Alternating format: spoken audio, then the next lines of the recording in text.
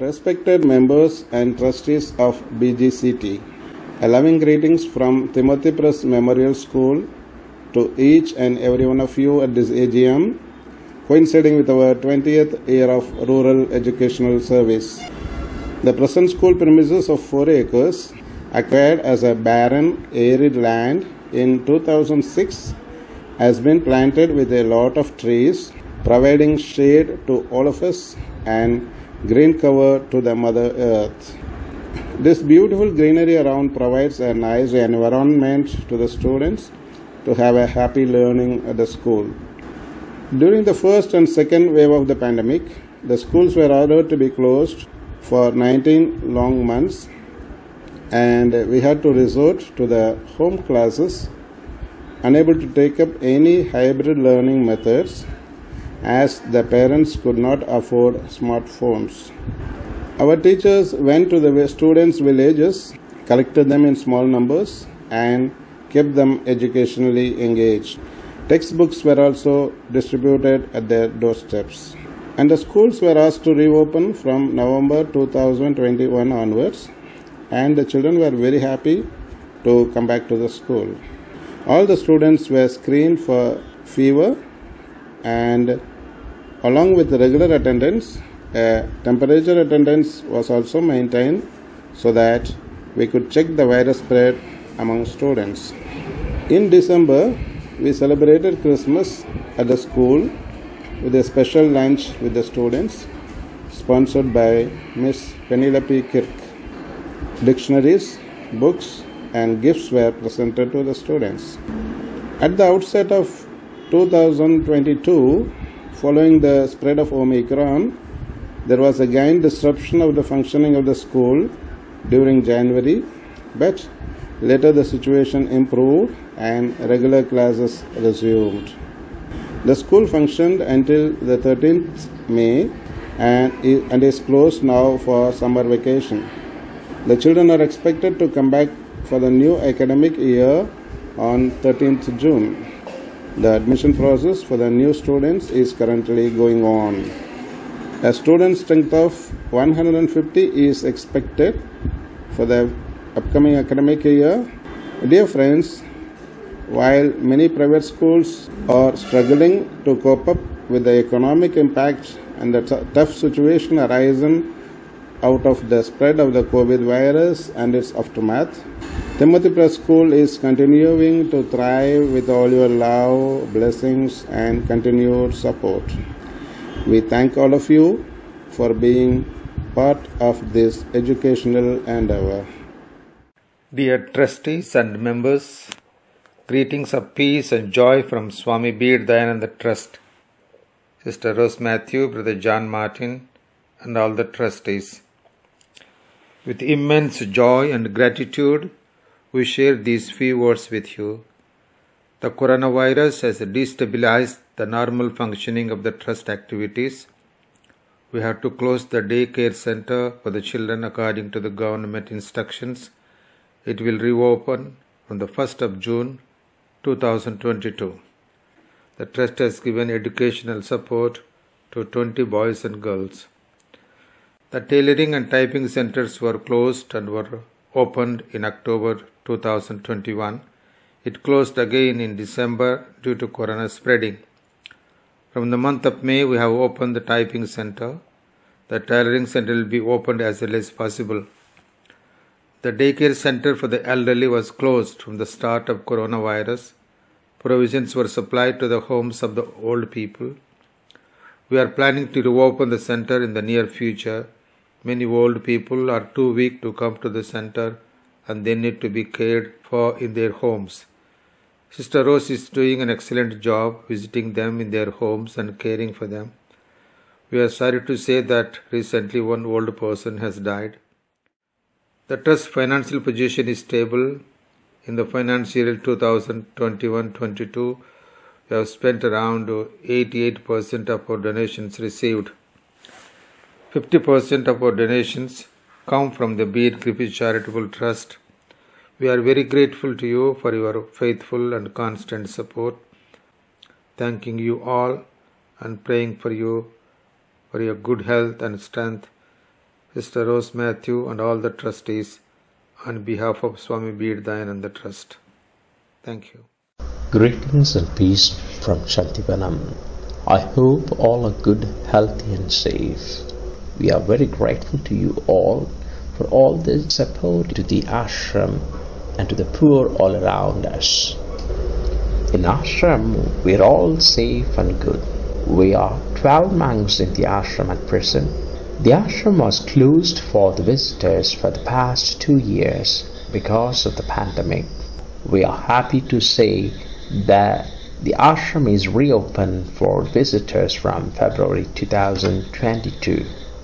As we are all aware that the last 2 years was quite hectic and the number of visitors to the ashram had a huge impact on the economy of the ashram had to sell the formation house which was nearby, and we got a little piece of land and built a new formation house near the ashram premises. We could also use this money for keeping alive the social works the ashram is doing. The ashram has renovated the guest house and a few huts too. We are very grateful to Beard Griffiths Charitable Trust for the constant support of the ashram, especially for the social works.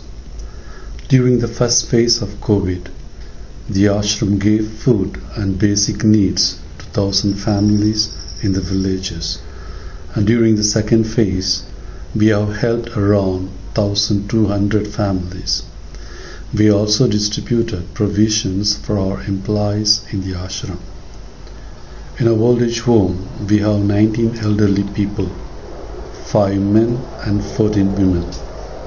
We have especially arranged doctors and nurses during the pandemic time.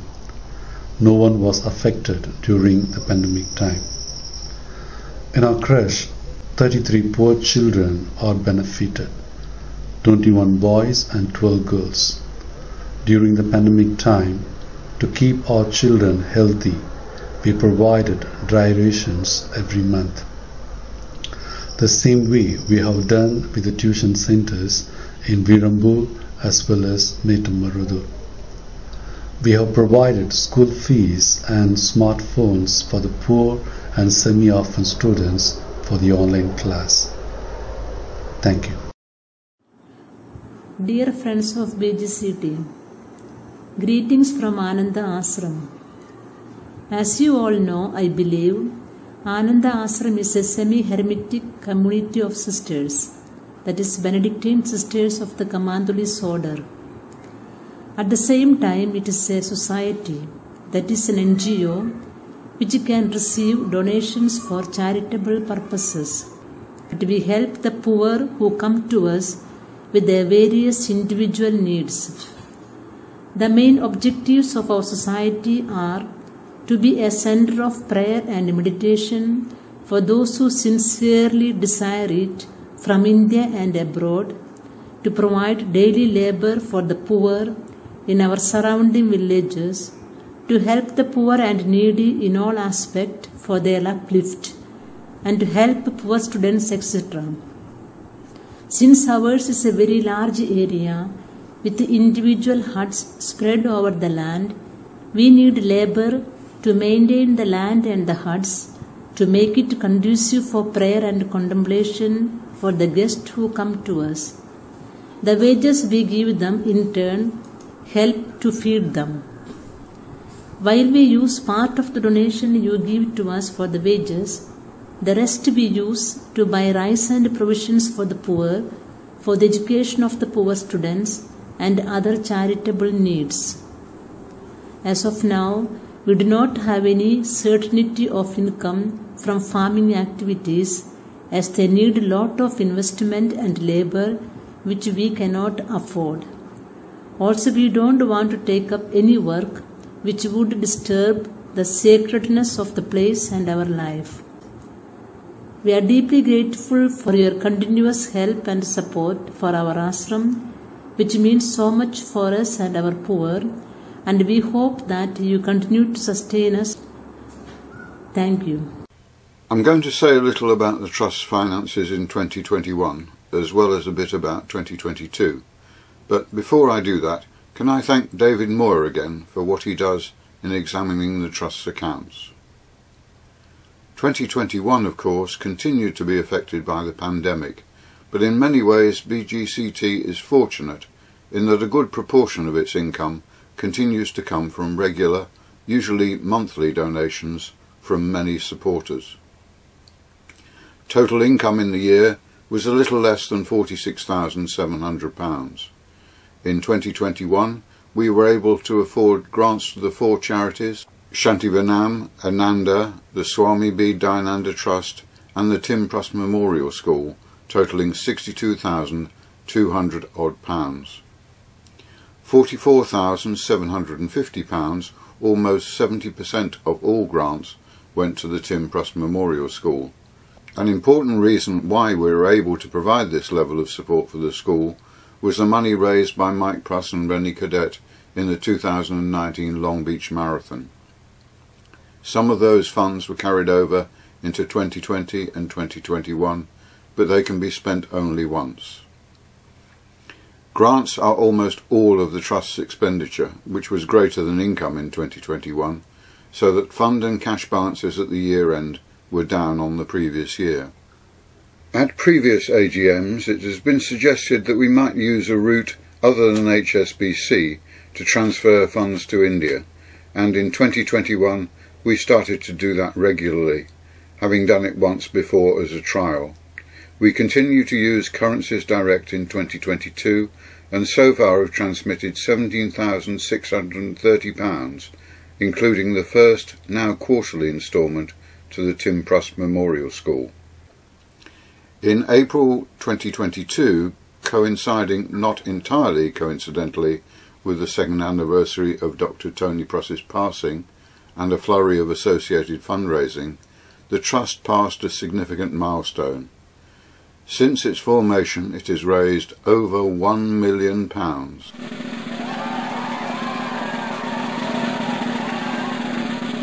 And when you add to that the fact that so little, less than 1%, is spent on the Trust's own administration, and the fact that the majority of the grants it makes benefit people who are so relatively poor, you can perhaps appreciate the impact it has had over the past 18 years. Thank you to all the trustees, past and present, and to all the donors, events organisers, fundraisers and supporters for making this happen.